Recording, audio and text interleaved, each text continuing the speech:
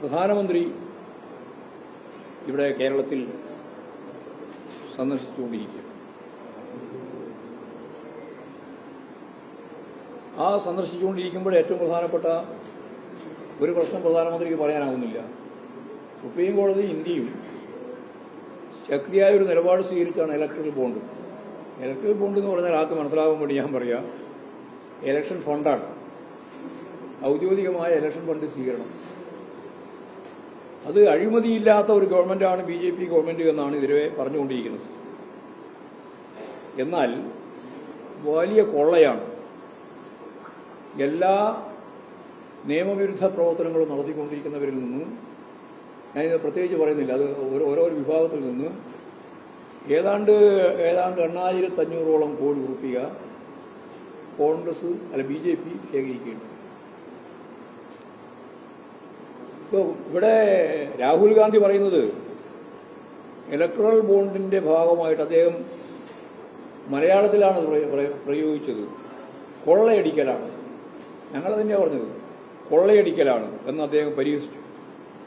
അതിൽ ആവേശം കൊണ്ട് ചില പത്രങ്ങൾ ഈ മലയാളം ഇങ്ങനെയാണ് പറഞ്ഞത് എന്നതുകൂടി ചേർത്ത് വാർത്തയാക്കി വരികയും ചെയ്തു.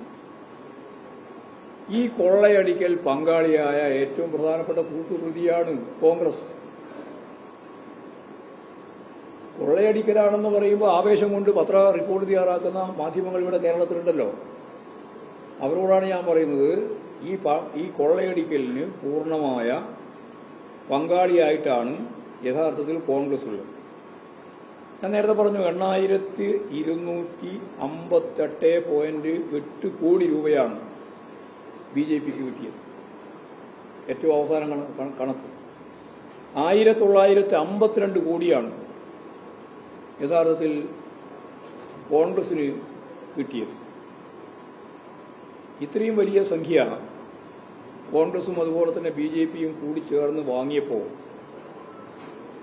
ഇത് പാർലമെന്റിൽ ചർച്ചയായിട്ട് വന്ന സന്ദർഭത്തിൽ അന്ന് CPIMന്റെ അഖിലേന്ത്യാ ജനറൽ സെക്രട്ടറി സഖാവ് സീതാറാം യെച്ചൂരി രാജ്യസഭയിലുണ്ട്.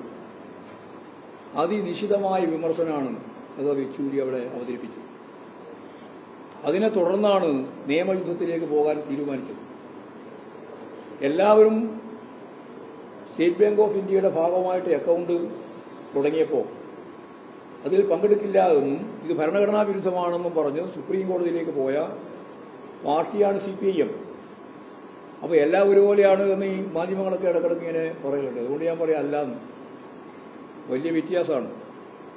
വലിയ മുതലാളിമാരിൽ നിന്നുള്ള പണം സ്വീകരിച്ചുകൊണ്ടാണ് കോൺഗ്രസും BJPയും പ്രവർത്തിക്കുന്നത്. ഞങ്ങൾ ജനങ്ങളുടെ ചെലവിൽ പ്രവർത്തിക്കുന്ന ഒരു പാർട്ടിയാണ്. ജനങ്ങളാണ് ഞങ്ങളുടെ അക്ഷയപാത്രം പോലെ ഈ പാർട്ടിയെ സംരക്ഷിച്ച് ആവശ്യമായ ഫണ്ട് തന്ന് പ്രവർത്തിക്കാൻ അനുവാദം നൽകുന്നു. അവരുടെ പിന്തുണയാണ്. അപ്പോൾ രണ്ടും രണ്ടാണ്. എല്ലാം ഒന്നല്ല എന്ന് പറയാൻ വേണ്ടി ഞാൻ ഒന്നുകൂടി ചൂണ്ടിക്കാണിച്ചു എന്ന് മാത്രമേ ഉള്ളൂ. അപ്പോൾ ഇലക്ട്രൽ ബോണ്ടിന്റെ പങ്കുപറ്റിയ കോൺഗ്രസിനോ, ഇലക്ട്രൽ ബോണ്ടിന്റെ എന്ന് പറഞ്ഞാൽ ഇലക്ഷൻ ഫണ്ടിന്റെ ഏറ്റവും പ്രധാനപ്പെട്ട ഭാഗം 50% പങ്കുപറ്റിയിട്ടുള്ള BJPയോ അഴിമതിയെപ്പറ്റി പറയുന്നതിൽ യാതൊരു കാര്യമില്ല എന്നുള്ളതാണ് പറയുന്നത്.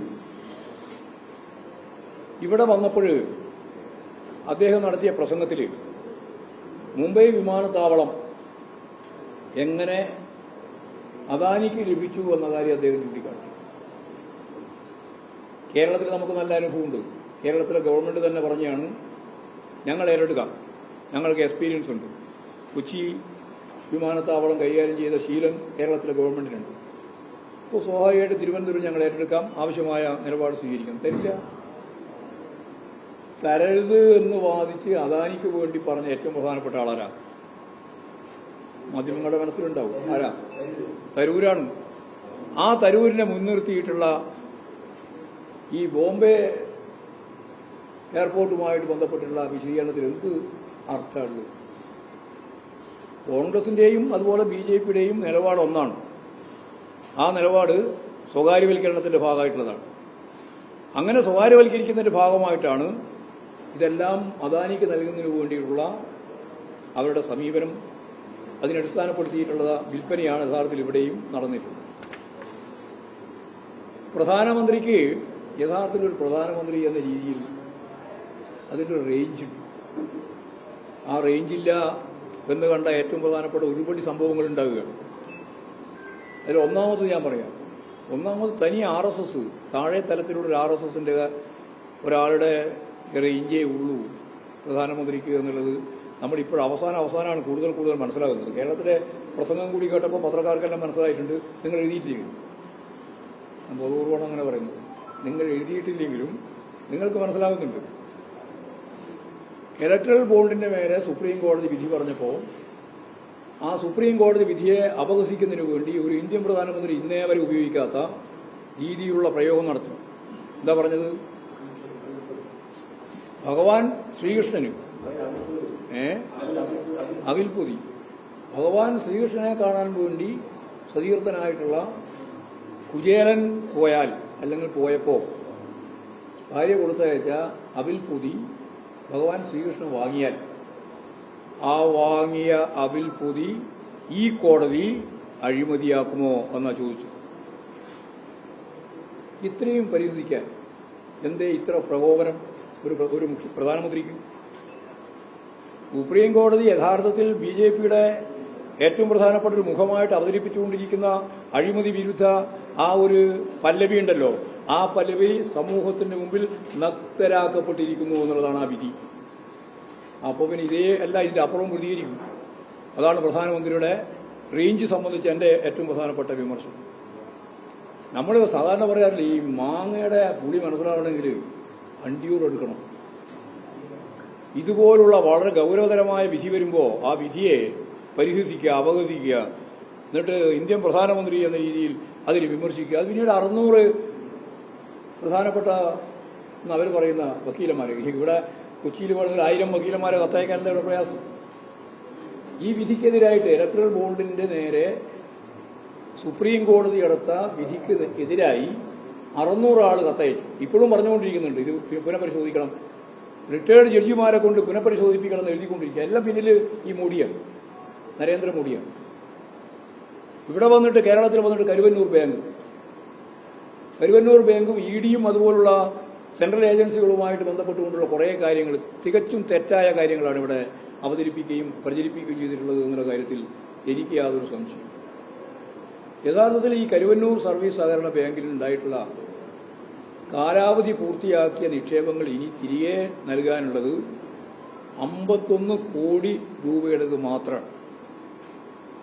മാത്രമല്ല കടമുൾപ്പെടെ വീണ്ടും നൽകി തുടങ്ങി എന്നുള്ളതാണ്. സാധാരണ ബാങ്കിംഗ് സിസ്റ്റം അതേപോലെ അഡ്മിനിസ്ട്രേറ്ററുടെ നേതൃത്വത്തിൽ വളരെ ഫലപ്രദമായിട്ട് കൈകാര്യം ചെയ്തു പോവുകയാണ്.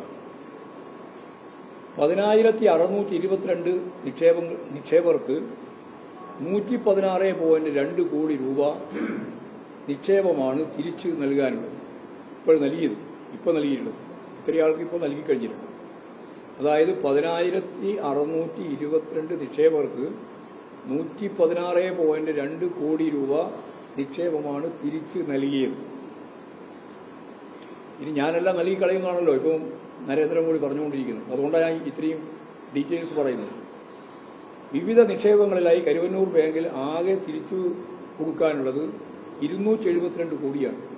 9,216 പേർ 198 കോടി രൂപയുടെ സ്ഥിര നിക്ഷേപം പുതുക്കി